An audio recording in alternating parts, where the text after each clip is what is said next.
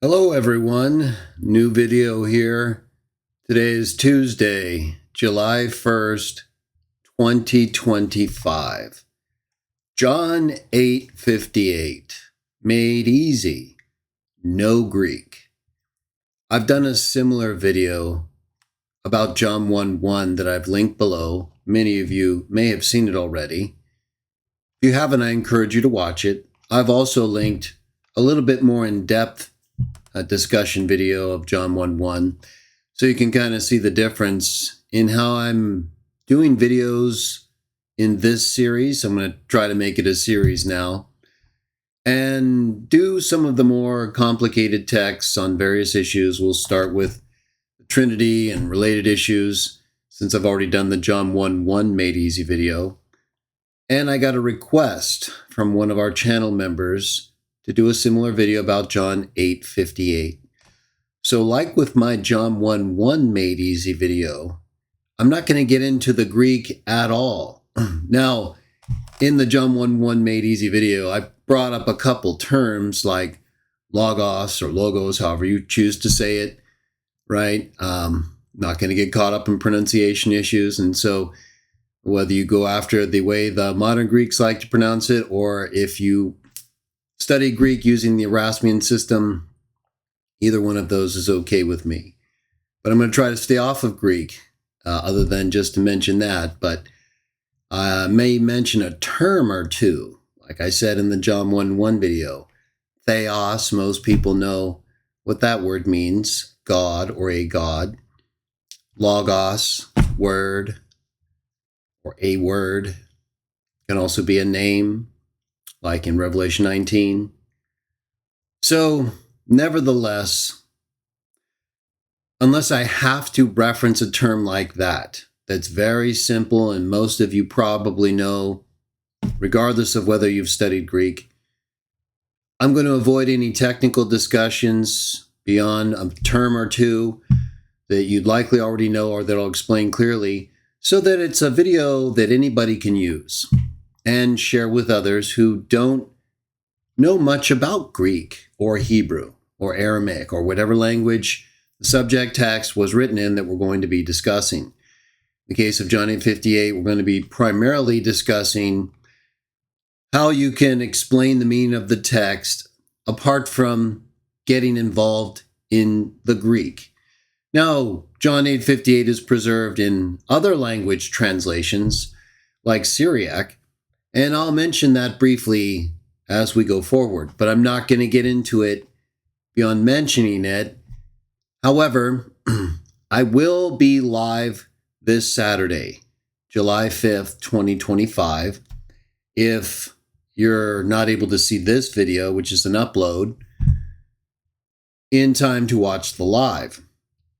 If you want more information beyond the Made Easy stuff, join me this Saturday, July 5th, live, or watch the video later. I'll label it in part John 8:58. And I'll get into more discussion of the details. Of course, I've discussed John 8:58 and the technical and simple details for over 30 years. In my first edition of Jehovah's Witnesses Defended, well, even the unpublished edition in 1995, but certainly from 1998 through the third edition, I have a whole chapter where I discuss not only John 8:58, but every significant text in the New and Old Testament related to the issue of the I am statements, whether of God, Jesus, or anyone else in the Bible. So I've done videos about not only my Jehovah's Witnesses discussion editions, all three of them in the unpublished, but also several blog articles and other articles, most of which were more easily available in my older Elihu book site. That site's not available anymore because of technology upgrades on the websites. So I'm still getting some of my written material from the past online and available again, because a lot of it came down with that change. So nevertheless, I've put links below to my writings, videos on John 1:1, as I mentioned previously, part of the series, Made Easy, and the technical side of that text and John 8:58 below. If you want more information, and again, you can join me this Saturday. So now to the easy stuff. How can we explain John 8:58 in a way that communicates what, if you're like me, we believe the text teaches about Jesus without getting involved into the Greek? I'm going to show you right now. I'm going to bring up the Bible Hub. Now, many of you know, if you've watched the John 1:1 Made Easy video, you know that I help to explain how you can discuss that text without getting into the Greek technical stuff by using a text that you really have to use in association with John 1:1, and that's John 10, because there, in addition to John 1:18 and the prologue, in John 10:33 through 36 specifically, but the whole context, of course, Jesus makes it clear in answer to the accusation of whether he's making himself theos, the same term used in John 1:1 for the word, him, now as a man. Either way, the Jews say, though a man, he makes himself theos, and he explains exactly what he means and how to understand that. Watch the video below. But that's kind of how I helped people to see the meaning of John 1:1. Now, if you know what I've been talking about more recently in relation to the first class conditional sentence in John 10, then you know how even more effective you can use John 10 with John 1:1 and be with most Trinitarians or others. So we're non-Trinitarian here. We appreciate the arguments of Trinitarians, and we recognize they've been around a long time, but we associate them with the Dragon Church and Constantine and really the Christians that are not representative of Jesus and the New Testament apostles. Many may say, well, where were you? And why do we have all these early fathers, quote unquote? Well, the fact is, Jesus taught clearly in Matthew 13 that he would sow wheat and the enemy would come in and sow weeds, and they'd both be allowed to grow together until the harvest. So I'd encourage you to do some study on that account, what it means and how it supports the fact that it would be very difficult to see the real Christians from the time, the first century, all the way through the end, the harvest. So the fact is, we have a lot of other issues with many of these quote-unquote fathers as well. But if they don't reflect and or teach exactly and don't contradict the New Testament and Jesus, not interested, right? No, that's a direct violation and going beyond what is written. So we don't follow that path. We follow what is taught in the Bible and the best, records that we have about these ancient people and events. So that's where we go, okay? When it comes to making these things simple, we don't go to these later quote-unquote fathers, many of whom may not have existed or have suspect histories and writings, and for a long time didn't use John 8:58 the way Trinitarians use it today. I have a whole discussion on the history and development of the use of John 8:58 and this I am invention, really, in my Jehovah's Witnesses defended books. So specifically on that historical discussion of John 8:58 and the early fathers, my third edition. So I've looked at this issue extensively, but I'm going to make it really simple in this video, okay? How can we explain John 8:58 in a non-Trinitarian way and a non-Socinian way, right?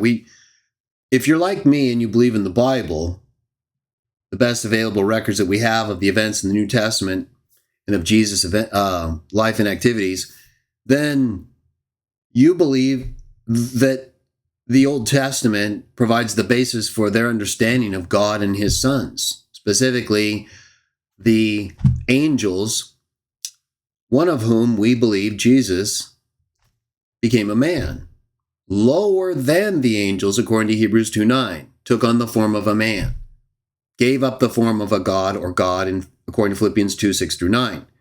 Okay, he didn't limit himself. That's not what that verb means, kanao. Sorry, I mentioned Greek, but it's not about Johnny 58. Just in passing, Philippians 2, 6 through 9 makes it clear he doesn't have the form of God or a God anymore as a man. Gave that up, became a man. So we believe that prior to being a man, he was a spirit God, the Son of God, what's born from spirit to spirit, John 3:3. Whole account and context makes it very clear it's the same as flesh being born from flesh. So there's your parallel and analogy right there. We believe Jesus is one of those spirit sons, the first spirit son, the only begotten one, the firstborn, uniquely begotten by God, in and through whom all others were born out of God as creations. Being born just means you're a creation. That's what it means in the Bible. It never means anything else. So we'll just leave it at that, since there's no evidence that being born or begotten in the Bible ever means anything but that you're created. Spiritually or physically, by the way. And so when it comes to Johnny 58, what we have is Jesus as a man who's been made lower than the angels, but he still knows who he is. He's still, in our view, as I've explained to many people and proven conclusively using texts like John 1, 29 through 30, and Philippians 2, 9, like I mentioned previously, and 1 Corinthians 15, 45, became the last Adam and was created as a life-giving spirit. Right there, you have temporality in a metaphysic. Back to Johnny 58 and no Greek. So we have Jesus as a man. He's talking to the Jews here in John 8. And we all know the text in 8:58 where he says, before Abraham was, I am, or I have been, or I was, right? Most say I am. We'll look at them all in a minute, or most of them. But before we get to that, we already know what that says. So how are we going to explain that? Well, you should first start the same place you would start with any other text. That's why in my John 1:1 Made Easy video, we have the whole context, the whole prologue, right? The difference is, the reason John 10 becomes relevant to John 1:1 is John 10 specifically involves Jesus explaining what he means, and other people call him Theos, or say he's calling himself or making himself Theos. So that is directly related to and relevant to him being described by John as Theos in John 1:1. It's that same subject, the word, telling us what that term Theos means when it's applied to him, or if it is applied to him. So, otherwise, right, you have John 1:18, he's the only begotten God, that's not the Father. So there's a lot still even right there, the fact that he's with God in the beginning, right? So that's God with someone else. Well, according to Job 38, one of our best represented Old Testament texts, right? Obviously important.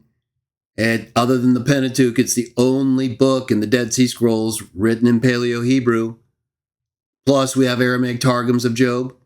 Yeah, it was very important. And it makes it very clear in the Hebrew and Greek, all the sons of God, all the angels of God were with him in the beginning. As the earth, the stars, everything is made in Genesis 1. They're there. Just like the only begotten one is there in John 1. So we have this context, right? I'm explaining this so you can see what I talked about in the John 1:1 Made Easy video, and how I'm going to also do the same thing basically here. I'm not going to go into all these texts in the Old Testament. Already done that, see below in my writings and Saturday. We're going to just stay right here. This won't take very long either. But it's important that we kind of get a perspective and an association in how we discuss these texts and can make them simple, whether it's John 1:1 or John 8:58 or whatever's next. Okay, so before I show you exactly what I will do when I'm making this John 8:58 issue easy, no Greek, I want you to remember this. And that is, Trinitarians really love the whole I am thing, okay? I mean, what I mean by that is, and I mean that, okay? They really believe, most of them, right? Some people may, I think the more you know, in this case, with the whole I am thing, then the least likely you are to believe that that's God's name or an expression meaning he's eternal. But apart from the people who have learned a lot about this subject, most people, right, they're going to read versions like the King James here. And as you can see, if we just scroll down to 858 real quickly before we go through how I would show you, you can show what the meaning of this text is to people without any Greek. Verse 58, right? They said, "You're not 50. How have you seen Abraham?" Jesus said to them, "Verily, verily, I say unto you, before Abraham was, I am." Okay, now, if we go just real briefly to the multi, before we do the whole method, of showing what the meaning of John 8:58 is, easy and without any Greek. If we just look at a comparison of translations, and in some of my prior videos, I've shown some other translations that aren't always available online or at the Bible Hub that say other than I am. There are a couple here, but most say I am, like the King James, or with a capital A, sometimes capital A and M. So right here,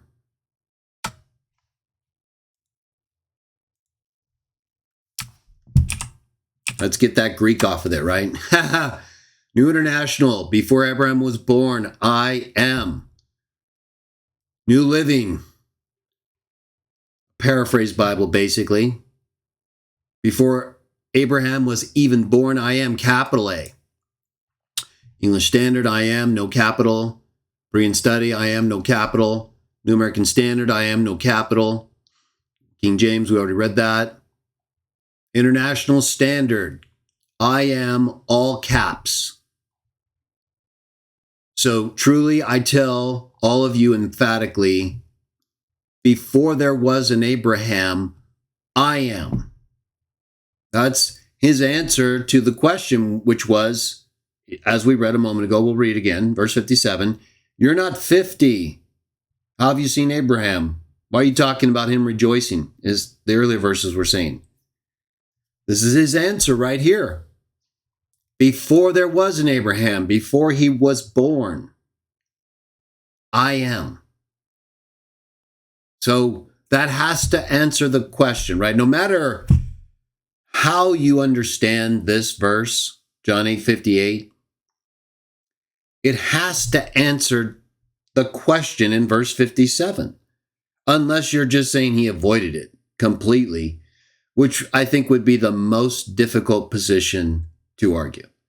I think it says right here, he said to them right after they ask him, there's nothing that indicates he's not answering them because he refers directly to Abraham and a time before he was born. So the only reason he would do that in this context is because they're talking about someone who would had to have been alive to see what he was describing. So he says, look, before Abraham was born, this is how he was able to see. This is him answering that. How was I able to see him? Right, I'm not 50 as a man. But before Abraham was born as a man, I am. Okay, so we have Trinitarians who want to say he's answering them in terms of how did you see Abraham, but he's doing so by claiming to be God or using a name for God, a title for God, or could be one or the other or both, depending on who you're talking to. Trinitarians will say different things. Or that it's an expression that conveys eternality. They often will describe it as absolute, okay? That's not Greek. A little technical though, so I'll try to avoid it. But it just means it's self-contained. Doesn't need anything else to make it sensible. In other words, Trinitarians who would make that argument that it's absolute, right? Just totally self-contained expression. You don't need another term like I am God, even though they often then parallel this text with uses of I am throughout the Old Testament, where there is another term, right? And actually an express predicate like God. A predicate is like the term that describes the subject. So in some cases, many cases, in fact, it's understood or represented by a pronoun, right? A pronoun takes place of a noun that's understood from the context or prior statement. Well, here, though, while I do believe, and you'll see if you get my JWD editions or writings or even my videos, I do believe this fits with the usage that I'm going to show you in a moment that proves what this means. You'll see.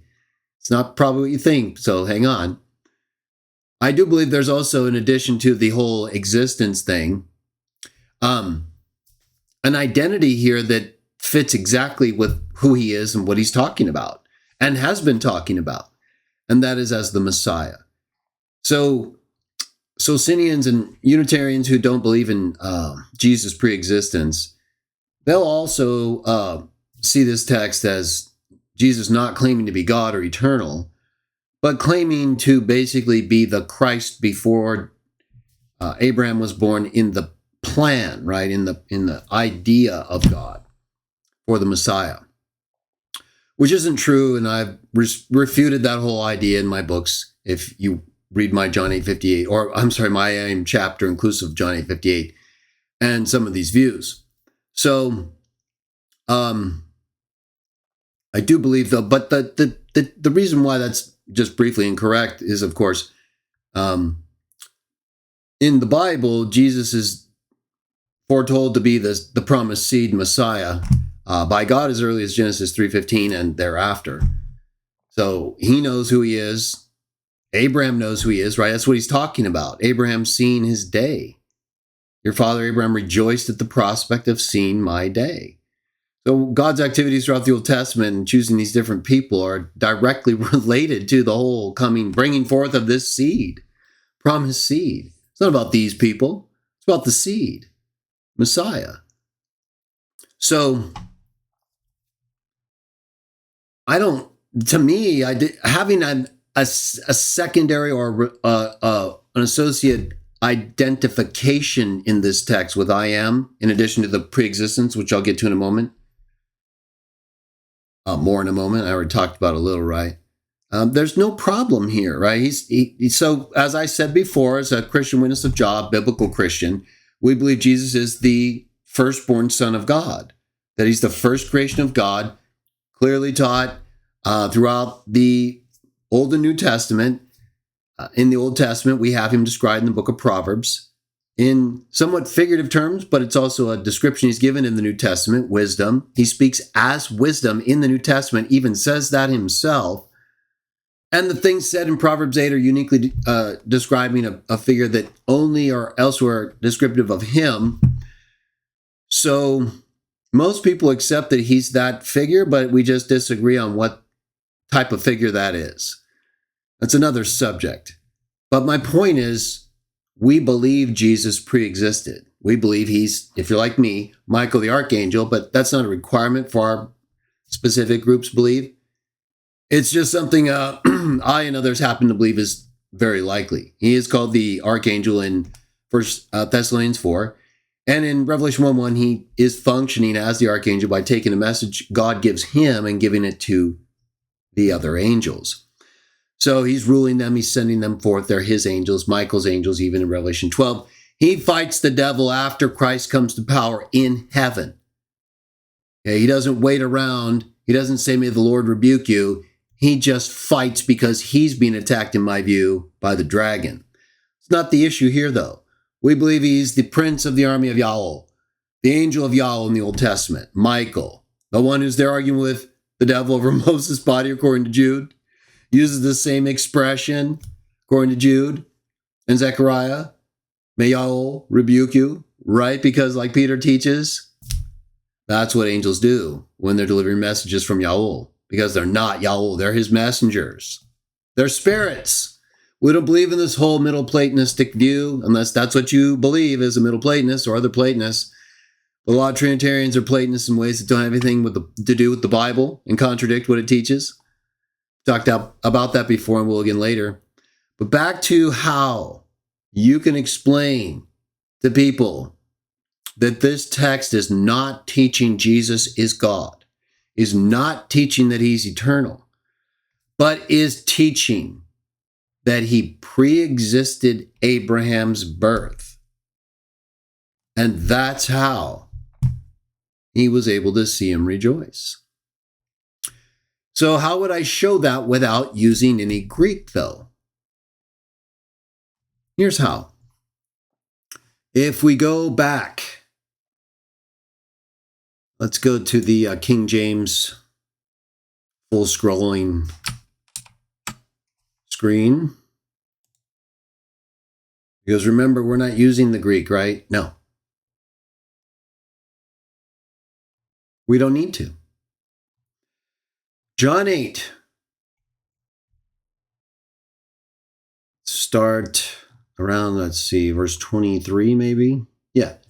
Here we go. I'm going to take myself out of it so we can see the whole thing and no distraction. Verse 23. And he said to them, ye are from beneath. I am from above. Ye are of this world. I am not of this world. Verse 24. I said therefore unto you that ye shall die in your sins.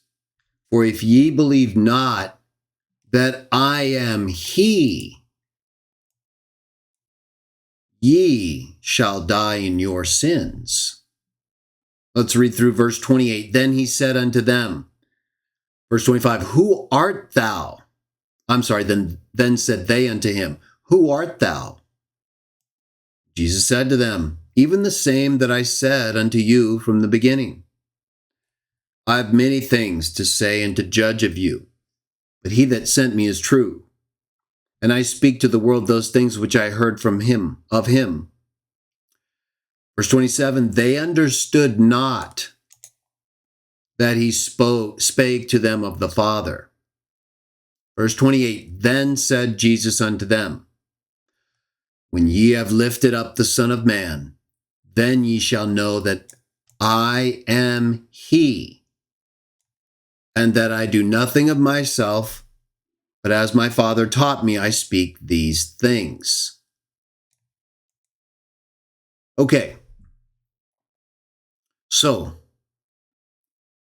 in verse 24, where it says, I am he, right here, and in verse 28, where it says, I am he, right here, it says ego eimi, just like in John 8:58. I know I said Greek, but I think everyone, like with theos and logos, has heard ego eimi, right? It means basically I am, literally. So in Greek, which is what ego eimi is, sometimes the predicate, like I said earlier with I am God or I am the Lord, well, God and the Lord in those expressions would be called the predicate, expressed, right? They're stated. But sometimes, like I mentioned before, they're not stated. They're implied, either from the discussion overall or the immediate reference previously, somewhere in the context.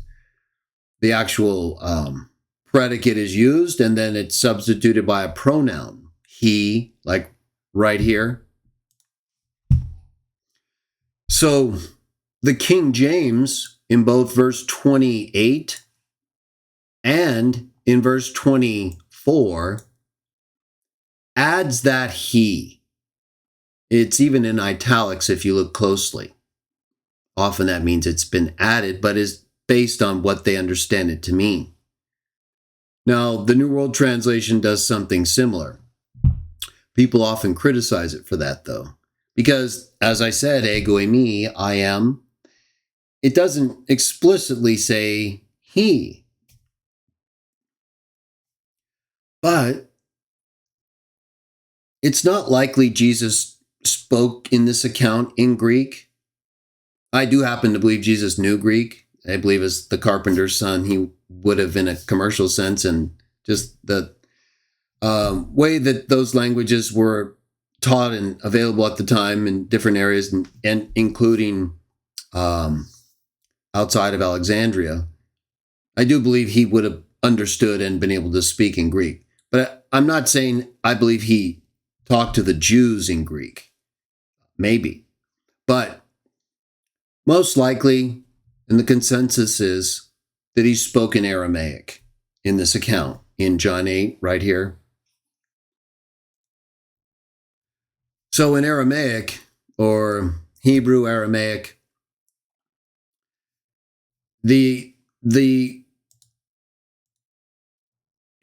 it's different from Greek. Instead of just saying I am, ego eimi, Hebrew Aramaic will say I, he. So the am is understood often in Hebrew Aramaic. And in Greek, the predicate pronoun or other term describing the subject is understood. So it can get a little confusing. It's important to remember that, though. So this is one of those things where even if it involves a little bit of Greek, well, almost everybody has heard theos, God, logos, word, and ego eimi. And if you haven't, you need to learn at least those terms because it's pretty basic Greek. It doesn't require much. And so you're just using the original terms that are basically here in the English translation. But because we're looking at a translation of Jesus' words in the Greek, the King James is correct, as is NWT and other translations, that use he here. Because that's how he would have likely said it in Hebrew or Aramaic. And the pronoun he refers directly to what he's talking about. Look, then Jesus said to them, when ye have lifted up the Son of Man. Okay, that's a messianic description from Daniel 7. Then ye shall know that I am he. Who's that I am he? Son of Man. Okay? That's how that works. That's how pronouns work. They take the place of a noun, understood or previously stated. So another part of explaining this to people, what I just showed you, how Bible translations like King James and NWT will use he in addition to I am, just ego eimi, because the language Jesus spoke, Hebrew or Aramaic, would have said I, he. Okay? So anyone who tells you that using he with ego eimi is incorrect or shouldn't be done, you should probably never listen to that person again. Now, not every Trinitarian goes that far in trying to, defend their doctrine, but some do. Some say some pretty wild things. So just know that I am he is legitimate. Okay? It doesn't have to be expressed in the Greek. It's understood, just like am is understood in the Hebrew or Aramaic. The he, or even if you don't want to put he, whatever's understood after ego eimi has to be found in the immediate context, if at all possible. Right? It's like hermeneutics 101, right? Basic interpretation. How do you interpret what a word or words mean? Well, what's the context? Exactly. Now, I'm going to show you a couple translations of these same texts, John 8:24 and 28. They're going to blow your mind. Okay, so we just saw, right, King James, I am he, right? I am he, I am from above, 24. Lest you believe, for if you do not believe that I am he, right? These are really strong, are they not? Right? He's saying if you don't believe I am he, you're going to die. Now, what are you noticing before we look at the other translations of 8:24 and 28? What is it you're not seeing here? It is very important that you emphasize this, because remember, to show that John 8:58 can be made easy with no Greek, you first go to John 8:24 through 28, right?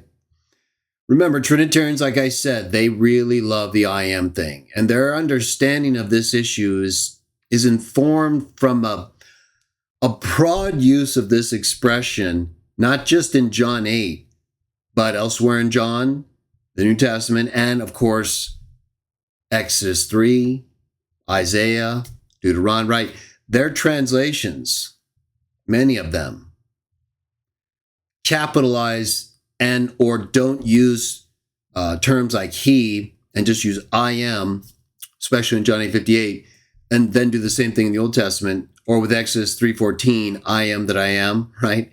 Which isn't even what the Greek translation of Exodus says. So they've created, in my opinion, and what I've shown over the course of my discussions of this issue, confusion. Their translations have confused people. I'm going to prove that again right now, but it's important you understand this, right? Making this easy for you or other people, that's one thing. If you think Trinitarians are all of a sudden going to take this simple explanation and abandon all of the thinking that they have learned about I am in these different texts, that's not likely. Don't think that's going to happen, okay?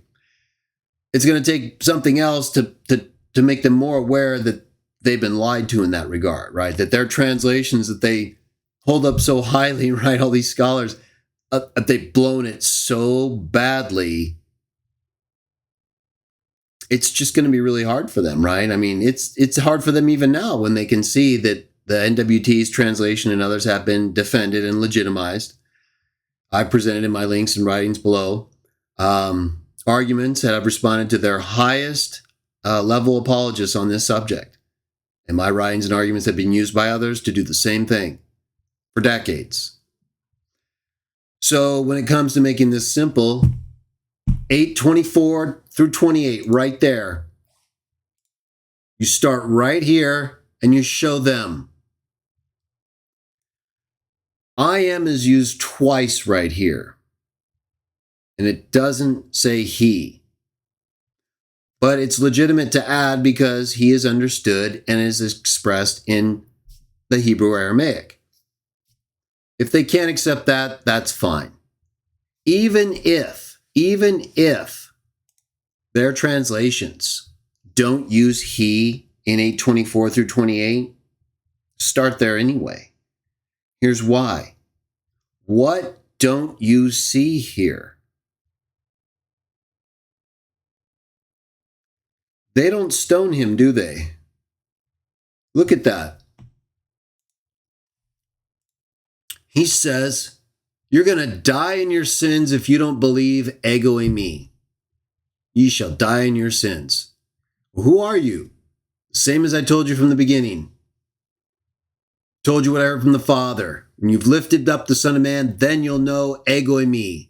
I do nothing of myself, but just as the Father taught me, right? That's really crazy stuff that they think that's God talking, right? It's the Father in him, everybody. He even says that right here, look.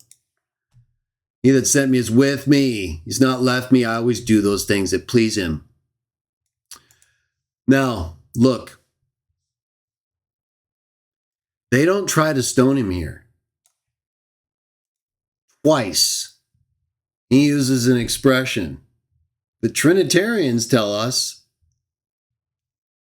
is an obvious use of the divine name or an expression of eternality that the Jews clearly would have understood and did understand, right? In John 8:58, because what happens in 59? They try to stone him, right? Trinitarians say, see right there. They understood, I am. Okay, well, in 858, he claimed to exist before Abraham. That's a big deal, wouldn't you say? Hey, yeah, it actually is. And I'll get to that more in a moment. Why don't they try to stone him right here? Twice, in just a few verses. He says the exact same thing Trinitarians tell us would immediately trigger the Jews and does trigger them in a few verses, right? He says it right here. He says it first, and then when they express confusion, he says it again. And then he makes it clear he's not talking about Trinitarian or being God, right? The Father taught him. But either way, let's just leave that part aside, right? Why don't they try to stone him here? He says, ego and me, 2 times. You're going to die if you don't believe this. You guys tell us, Trinitarians tell us, hey, if you don't believe this, that he's the I am, that he's God, that he's eternal, you're going to die. Oh, well, so he doesn't say that, right?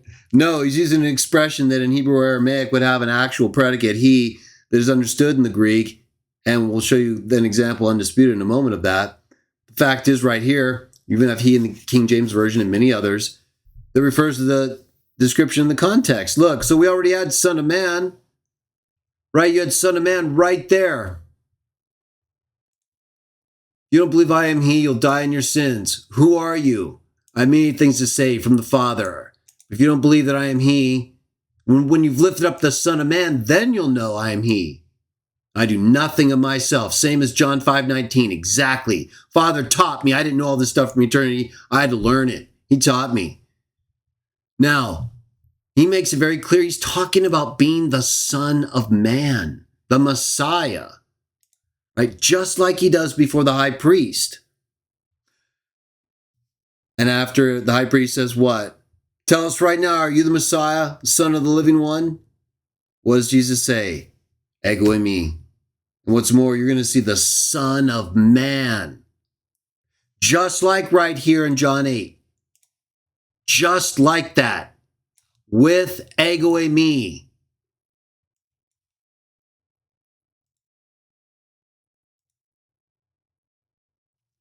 Then you might say, well, they tried to stone him before the high priest when he said that. Yeah, because they're trying to kill him. He's on trial. And he doesn't just say he's the Son of Man. He says, I am. What is more, you'll see the Son of Man coming on the clouds of heaven with power and great glory. Now, they don't accept him as the Messiah. They think he's a demoniac, and they're literally there to condemn him under false charges.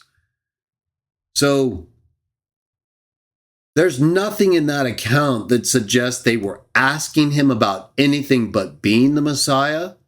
And there's nothing in his use of ego e me before the high priest that suggests he was answering as anything but the Messiah. Just like he does here in John 8:24 through 28. Trinitarians often like to cite little, remember in my writings, I go through everything, okay? They take these things way out of context.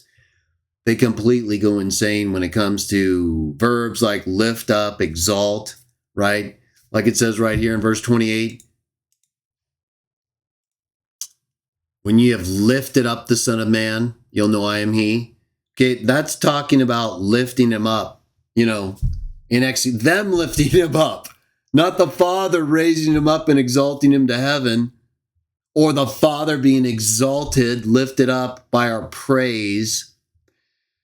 We have some Trinitarians who are unusually not able to understand really, but there's just a group of them, and I'm not going to get specific because I think we all know who they are. They're really not fit for anything but prison, okay? So since we can't arrest them for attacking the Bible, at least not yet, we have to tolerate certain arguments that are just it's not worth your time. If they start telling you being lifted up as the Son of Man is the same as being lifted up as God, right there, you know, you got to just moonwalk out of there and never come back, okay? We're trying to keep this easy, but you have to actually have a functioning capacity for engagement. And there are certain arguments and responses that will tell you, hey, it's time to moonwalk out of here, okay? Nothing made easy is going to help here. Just got to go. All right? It's very obvious, is it not, that Jesus is talking about being the Son of Man, just like it is when he's before the high priest. Now, in John 8:58, they're asking him how he saw Abraham, right? So here in John 8:24 through 28, he uses I am in relation to being the Son of Man. And in a context where he explicitly says the Father taught him, he doesn't do anything of his own. He's not claiming to be God here, right? It's like a joke. It's insanity is what it is. But we're dealing with people who are, taught confusion. They literally think I am is a divine name. There's nothing in the Bible that ever says or presents it that way, okay? It presents it the way we're showing you right here, as an expression. I am he. Even if it just says ego eimi, I am, that's what it means. To understand who the he or the understood predicate is, you need to read the context. Hermeneutics 101. Trinitarians love to use the word hermeneutics. They just never do it, right? They have to assume their doctrine, so they really can't. Hermeneutics requires that you don't assume later doctrine for texts written that have nothing to do with that stuff. You have to actually just look at the context. Oh, so he's talking about being the Son of Man right here. Okay, he's not talking about being God or the Lord, nothing. Just the Messiah, the one who was taught what to say by the Father and sent by the Father because he doesn't do anything of his own. Father's with him, in fact, and hasn't left him alone because the Son always does what pleases the Father. There's your context right there. You're never going to find those words used about Yahweh in Deuteronomy, in Isaiah, or Exodus 3 when he talks about himself as the I am, or uses I am with a expressed or implied predicate. So remember, though, there are a group of Trinitarians, not all of them, who are not able to understand very, very basic things. So you just have to identify them really quickly. One of the ways you can do that is when they take you out of the context, right? When they take you away from right here.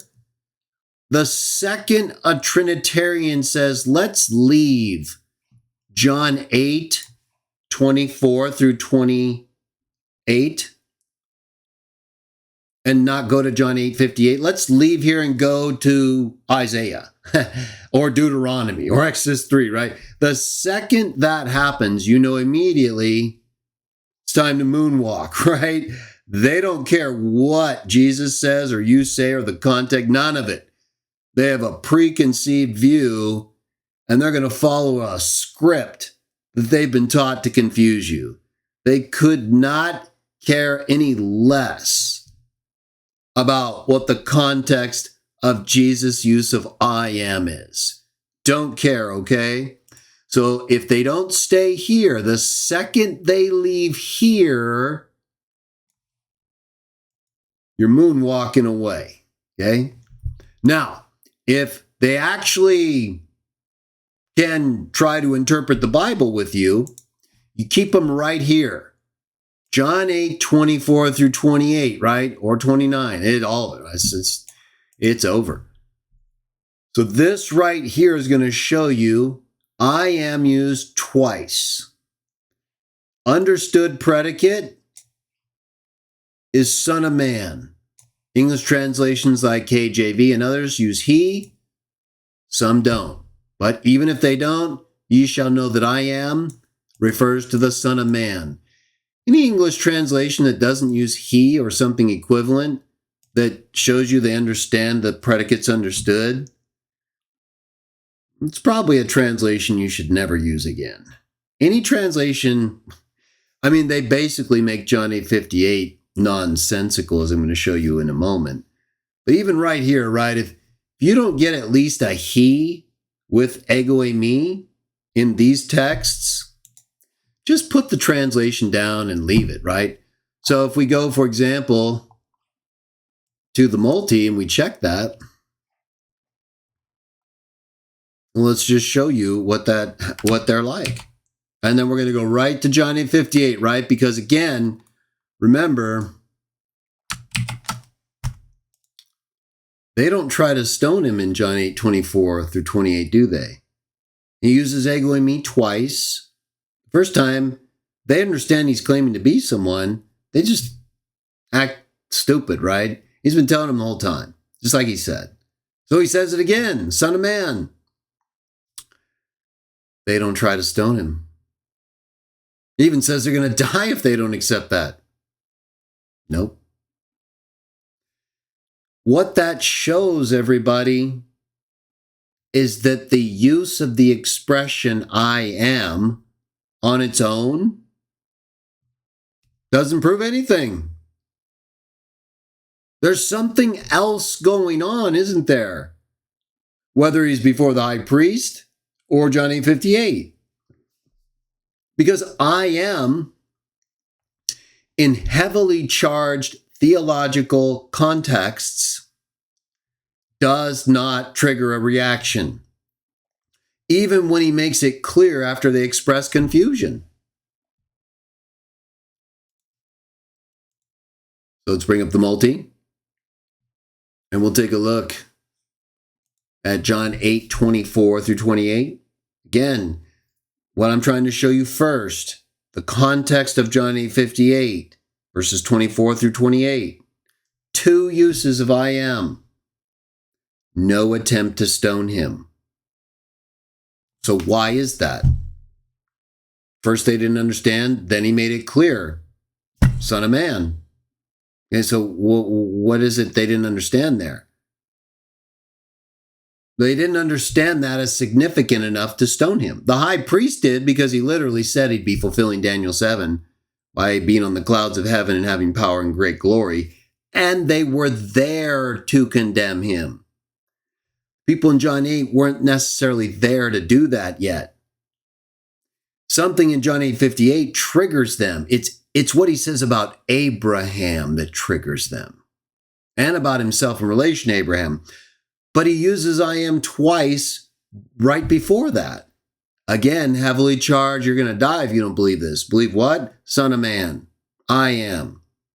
No reaction. They just keep arguing with him. They don't say, hey, what did you just say?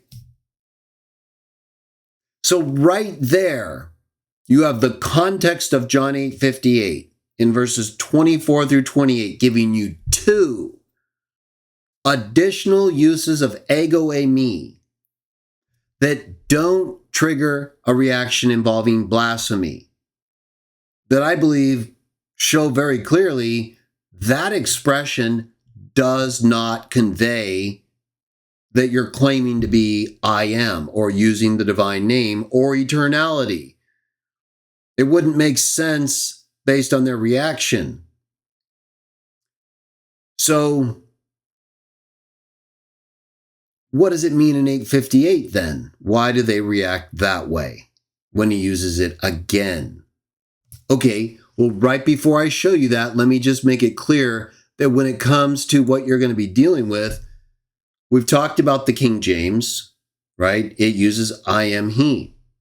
So here's John 8:24 in all of these translations, or many of them. NIV 8:24. If you do not believe, I am he. Okay, that's good. That's what it should be. New Living, believe that I am who I claim to be. That's not what it says, but it's a paraphrase. I am he, ESV. I am he with a capital H, Berean Study. New American Standard, I am he, capital H. King James, we already saw that. Holman Standard, capital H. International Standard, I am, all caps. Right? Net Bible, I am he. Right? So most of these are using. Now look at this one. Okay, now this is another way, okay? First way, you know it's time to moonwalk out of the discussion or run, right? Anyone who cannot stay with you and read John 8:24 through 28, and then all the way up through 8:59 and through 9:9, as I'm going to show you to fully seal the deal. If they have to run out of the context because they can't deal with it, they can't deal with the evidence you're going to show them, so they got to lie and pretend that being lifted up or exalted as the Son of Man is the same as being lifted up as God. And if they try to leave or make those kind of arguments in other books of the Bible with totally different subjects and totally different contexts, Exodus 3, Isaiah, any of those, you're out of there, right? It's not going to work. It's over. If they're a normal Trinitarian or person and they actually will read the context of the verses in question with you and not try to make an argument in a whole other book of the Bible with different characters and people involved, if they'll do that, then you use 8:24 through 28 to show them I am, in and of itself, heavily theological charged context does not invoke a reaction that indicates it's the divine name or that he's claiming to be eternal. It looks like he's using it the way the expression is always used to identify someone. Who that someone is, like we saw with John 8:24 through 28, comes from the context. Whether it's just ego eimi, I am, in the Greek, with he or the predicate Son of Man understood, or whether it's Hebrew Aramaic and I, he, with am understood. It's the same thing. An implied or expressed pronoun or predicate description. And that comes from the context of the discussion, not from a whole other book of the Bible with different characters, subjects, and in contradiction to the contextually implied or expressed predicate. That's what Trinitarians do. So if they do that, it's over. Now, if they do this, it's a whole nother level of gone, okay? If any Trinitarian or person on this planet ever shows you this Bible translation right here, the Aramaic Bible in plain English, I'm going to talk about this more this Saturday, okay? We're going to get more technical. I'll explain what I'm saying more and why then. But for now, just know, if you ever see anyone using this Bible, you need to call the police. They need to be put in prison, okay?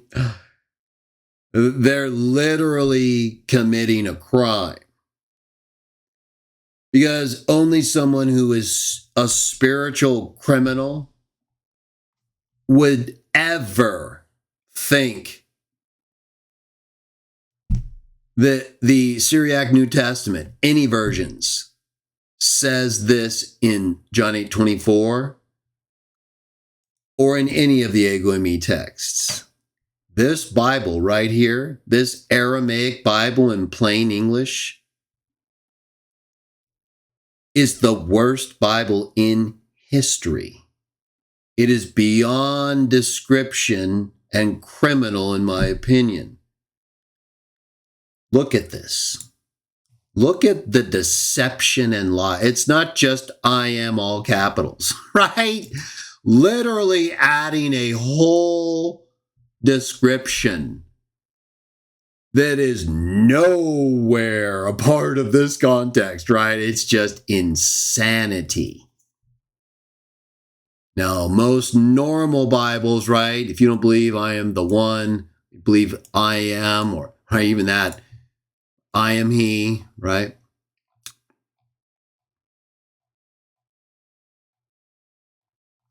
So, the Aramaic Bible in plain English, I will be discussing this further this Saturday. Whoa, trust me, anyone you see ever using that Bible with these texts and the I am and the added description that you see here, immediately know that that person is unqualified for human interaction, right? They should probably be evaluated, right? It's beyond acceptable that anybody would ever seriously quote this Bible with that kind of added description to what Christians believe is God's word, okay? This is Trinitarian insanity and desperation. Verse 28. Almost done, everyone. Remember the key to being made easy with John 8:58, verses 24 through 28. You get two uses of ego eimi, both clearly referring to Jesus as the Son of Man, Messiah. That he doesn't even speak on his own, does only what the Father taught him. Can't possibly be claiming to be God. He's clearly claiming to be the Son of Man of Daniel. A Son of Man for sure. And so, ego eimi does not in and of itself represent what the Jews would have understood as, or the equivalent in Hebrew Aramaic, God's name or eternality. Now, in 8:58, again, as I've said, I'm going to show you in a moment, there's something different. But look at verse 28 in the comparative analysis, right? NIV, I am he. New Living, understand that I am he. Look at, capitalizes the A of am, right? Trying to communicate something of eternality, probably. It's just, they make it confusing.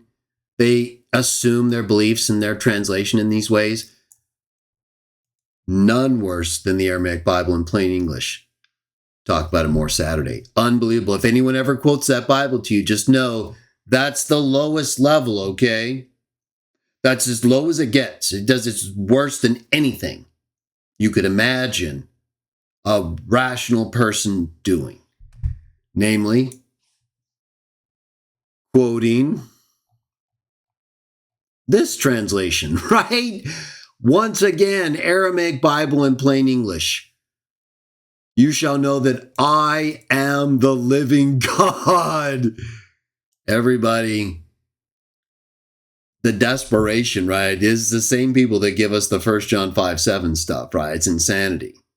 Same people that remove God's name from the Bible. It's insanity. Same people that can't translate John 1:1 or 8:58. Insanity. This is beyond all of it. For anyone to ever quote this to you, just remember, that person should probably go to jail. Right? So, and then you can see, right, the Jubilee, I am, this is 8:28. I am he. None of these involve a reaction like John 8:58, and they all three involve I am, ego eimi, in the Greek, or the equivalent in Hebrew Aramaic. So you need to know. Go right to John 8:24-28. Right there, you get two uses of ego eimi, I am, neither one of which elicit a reaction at all, suggesting that the Jews, to whom he makes clear what he means, Son of Man, think that he's saying anything other than that, let alone I am as a divine name or an eternal being. So what about 8:58? I bet you can't wait to see what the Aramaic Bible in plain English says, right? So this is the bottom, everyone. Just remember, Aramaic Bible in plain English, we'll talk about more Saturday. But, I don't personally know anyone who's that far gone, but it's on there. So you might see someone that it's possible. You would have to be like on the lowest level of comprehension to ever authoritatively, or even for any reason, right, quote the Aramaic Bible in plain English. As we just showed you in two verses, 8:24 and 28, it's a catastrophe and absolutely adds to the Bible to promote a fake, false God. Or even if you believe Jesus is God in the Trinity, you clearly know that's not in the Syriac New Testament, Aramaic Bible. It's been added by a spiritual pervert. So please don't use the Aramaic Bible in plain English right here, right? Look, unbelievable. 8:58, Yeshua said to them, timeless truth I speak to you. Before Abraham would exist, I am the living God. Right? It's just terrible in almost every way, right? Timeless truth would exist. I am the living God. Right? So the Aramaic Bible in plain English is so far gone. It's, like I said, hopefully we'll never have to learn of someone seriously using this, but it's on there, so be prepared. Now, I'm going to talk more about the Aramaic Syriac New Testament in my show this Saturday, so watch it if you want more. Back to John 8:58, let's wrap it up. So, setting aside the worst Bible ever made, we can see that most Bibles in John 8:58 say, I am. It's like the majority use a smaller case A. Some use a larger case A, or all caps. This is insanity. Let's see if we get anything other than I am. I have a list of translations in my videos linked below and in my writing, so there certainly are more. But it doesn't look like we have many, if any, on this list. They're all, for the most part, using what? I am lowercase a, right? Like the King James. Some of them use this uppercase, right? That's kind of signifying something. Either, again, that he's claiming a divine name or divine title or an eternal description, right? Most of them are like this, right? Gone. But if you're talking to a Trinitarian or someone who's been reading a Bible like this, you won't be able to help anyone who reads this to you, right? Just, again, I would run, right? You run from anyone who shows you this right there. Just run. But if they've got like this, they're just using a Bible that is interpreting Jesus' words to mean something they never mean, a divine name or that he's eternal. There's no text in the Bible that shows that's what that means. Again, Trinitarians are going to bring up a lot of different uses that in their Bibles, okay? So look at how it is in their Bibles. Once more, you will see that. You'll see that in Isaiah or something similar, or with the single A, right? You'll see that in these other texts like Exodus 3:14, I am, capital A. So You just have to know. You have to know that in Exodus 3:14, in the Greek, it says ego eimi, the being, haon. It doesn't say he is the ego eimi, right? I'm trying to keep this simple, no Greek or just the ego eimi part. This is why I said you're going to have to learn a couple words like ego eimi. You have to be able, because the discussion will eventually broaden out unless the Trinitarian is convinced by what you show in 8:24 through 28. And then you come up to John 8:58 from there. You show them that, now let's go to the full reading. In 8:24 through 28, the two uses of the same expression, ego eimi, didn't involve a reaction or any indication he's using a divine name or claiming eternality. That's clear. And in fact, in that same context, 8:24 through 28, he said he does nothing of his own. Exact words like in John 5:19. And he says, only what the Father taught him. Right there. Nobody teaches Ya'ol. Right? You're not teaching the Father something he doesn't know or couldn't know already. So it's very clear, not just from John 8:24 through 28 in the context, Son of Man. That's what the he or the express predicate is in the context, implied with the expression I am, or I am he. It's not only that, they don't react to him in any way that would suggest it's more than that. And he says, can't do anything of his own. Only what the Father taught him, who's there with him, didn't leave him alone. That doesn't sound like Ya'ol, eternality, to me. Or anything like what I read in the Bible about Yahweh the Father. Or Ya'ol. There's only one Ya'ol, and that's the Father. You can represent him as his son, and they do.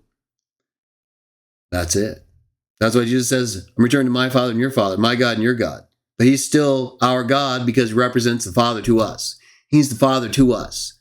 That's why he's our God, because he's the Father to us.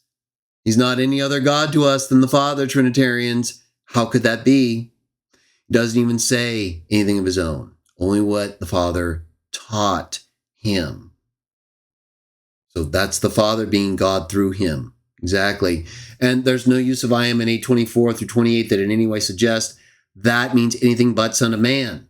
So when we get to 8:58, and we can see very clearly what? That the context is, let's get to it. How did you see Abraham? Right? They even have it as a caption like this, right? So as I told you, this can be really hard. Trinitarians are taught I am all throughout the Bible in these mistranslations, in this false understanding. This failure to really understand basic grammar is what it is, and context. But if you're thinking you're going to make this simple and convince Trinitarians, that's not likely to happen. If making this simple has helped you and will help some people who aren't yet convinced of the Trinity, that's a good thing. It's more important that you understand what's going on and then can communicate it to others. And then from there, it's up to them and the Father, Son. Right here, look at the context.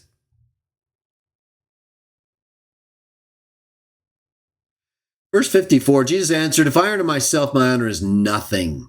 That wouldn't be true of Yahweh anyway. Back to the verse. It is my Father that honoreth me, of whom you say he is your God, Yahweh. 55, ye have not known him, but I know him. And if I should say I know him not, I should be a liar like unto you. But I know him, and I keep his saying. Verse 56, your father Abraham rejoiced to see my day, and he saw it and was glad. Okay, right there. Your father Abraham rejoiced to see my day, and he saw it and was glad. He's describing Abraham's reaction of the thought of seeing his day, of the time of the Messiah. We'll just say his day, right? That's what it is in the Bible. But look at it again. So he's describing Abraham's disposition, his reactions. So in verse 57, that's verse 56, they ask, the Jews said unto him, thou art not yet 50 years old, And hast thou seen Abraham?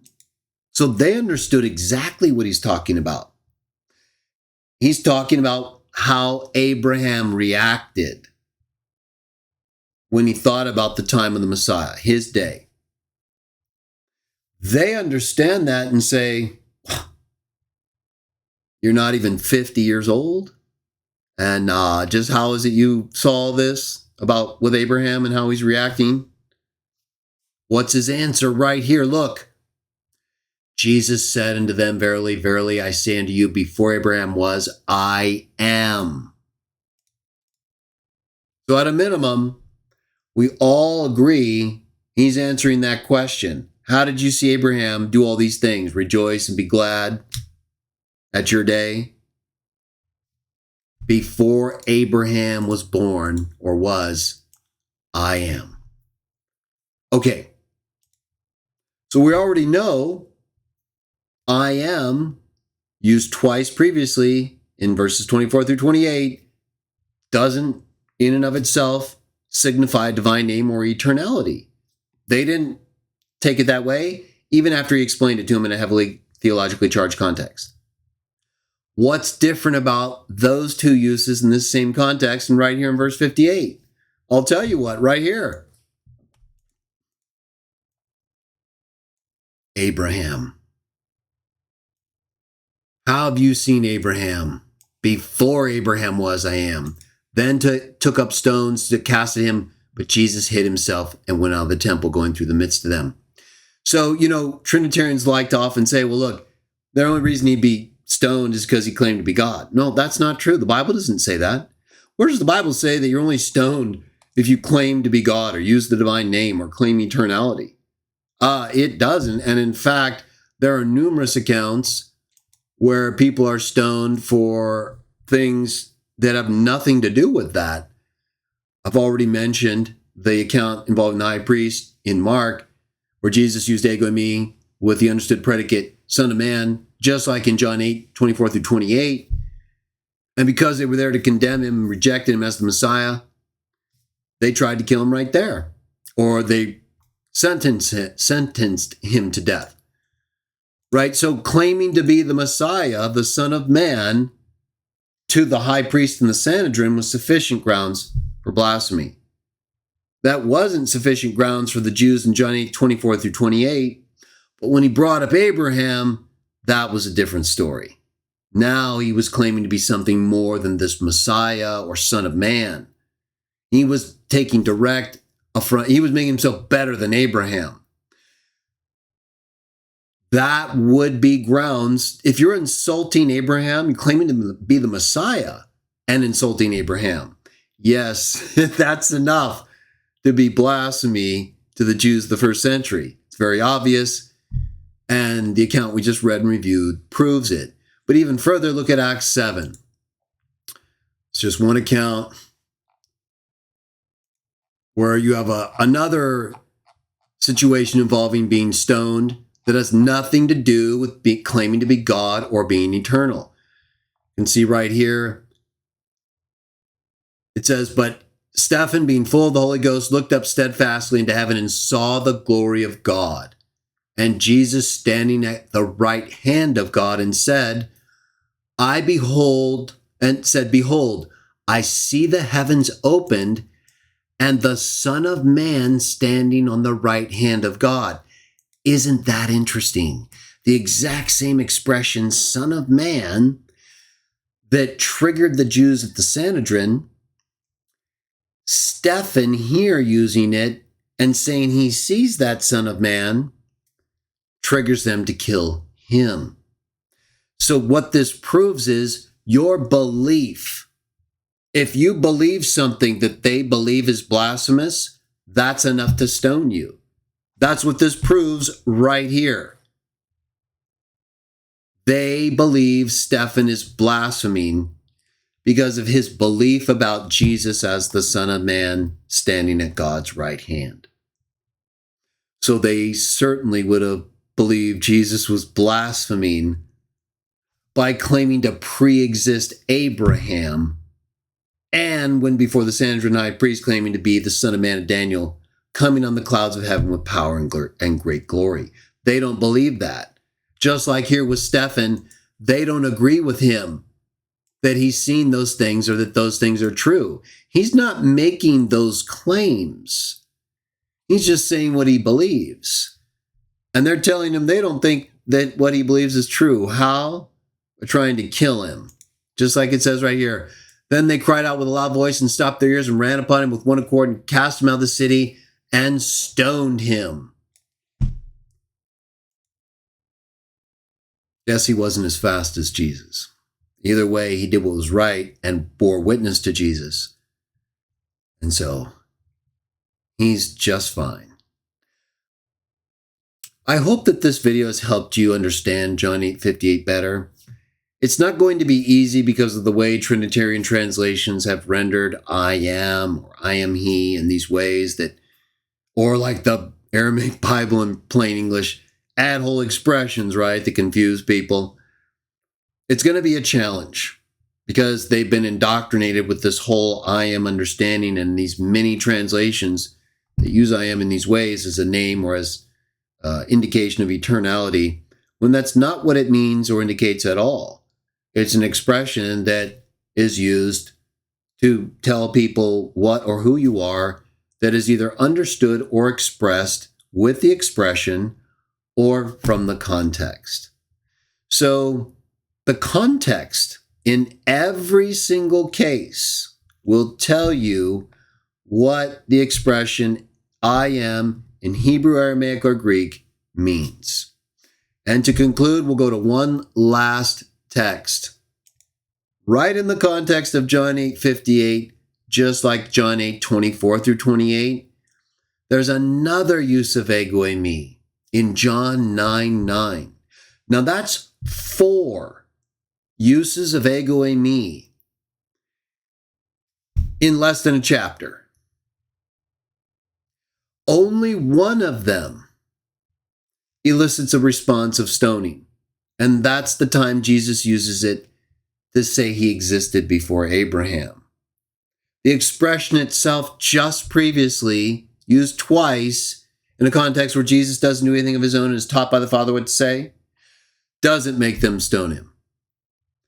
In Acts 7, they try to stone Stephen, or they do, because he expresses something they don't believe is true in his blasphemy. And I believe that's the exact same thing they did in John 8:58. They don't believe he's the Messiah and pre-existed Abraham and saw him rejoice in his day. So Acts 7:58, 59 proves they absolutely would and did stone you to death if you expressed something that was not true and they disagreed with you and thought it blasphemous. That's exactly what happened in John 8:58. They did not agree with him that he's before Abraham or the Messiah. When he said both of them together and made Abraham look inferior, I believe that was sufficient to show, just like being the explicit Son of Man of Daniel 7 before the high priest was sufficient to show he was claiming to be superior to Abraham. Because in fact, it was his day Abraham was looking forward to. And that in and of itself also proves that as true. As does his existence before him, which is not eternal. I've proven that grammatically and contextually in my writings, debates, and elsewhere. And I believe that the best way you can show that in John 8:58, it's not Jesus using ego eimi or I am as a divine name, or to teach he's eternal, is by starting with verses 24 through 28, showing 2 uses of the expression that show no reaction by those listening, even though he made it clear what he was talking about by using it, and that he doesn't do anything of his own, but only what the Father taught him, proving he's not claiming to be Yahweh using I am. But look, in addition to those texts, 8:24 through 28, using that and bringing up right to John 8:57, 56, 57, where he says he saw Abraham rejoice. They want to know how we saw him rejoice. He's only 950. Real simple. Before he was born, I am or I have been. Grammatically, in the more technical discussion we'll have Saturday, and I've already discussed or had before, see links below. The arguments grammatically that support translating this as since before Abraham was born, I have been or I was, are far superior than the arguments used to support the translation translations in English, I'm sorry, I am. So I'd encourage you to see my writings and discussions about that part of the issue if you want more, or join me this Saturday live. We'll get a little bit more technical. But to conclude, look at John 9:9. 4 times ego eimi is used from John 8:24 to John 9:9. Only one time do the Jews react and try to kill Jesus, even though they understood what he said in John 8:24 to 28, because he said it again and explained it, Son of Man. It's because he claimed to pre-exist Abraham, and they disagreed with him, and he disrespected Abraham in their view by claiming he was superior to have been alive to see him rejoice in these ways and being about his day. So just like with Stafford in Acts 7, they will stone you if they don't agree with you. And proving that the expression, once again, ego eimi on its own, without those kinds of accompanying blasphemous, disrespectful features, doesn't mean the divine name or eternality. We not only have 8:24 through 28, John 9:9. Here, it's someone who was blind that Jesus healed, and they want to find him, and they said, this is he. Others said, he's like him. But he, that is the blind man, said, I am he. The Greek is ego eimi. Just like in 8:24, just like in 8:28, just like in John 8:58. So I hope this was made easy for you in a way that will allow you to keep things in the context of John 8, verses 24 through 28, all the way up through 8:58. Explain he's answering their question, how their reaction in taking what he said as disrespectful toward Abraham and disagreeing that he is someone who existed before Abraham is similar to Acts 7, 58 through 59, with Stephen, who similarly expressed something that they disagreed with and stoned him for it. So no, you don't have to have claimed the divine name or to have been eternal to be stoned by the Jews of the first century in the New Testament. You just have to be saying something they take as blasphemous and disagree with you over. And that's exactly what they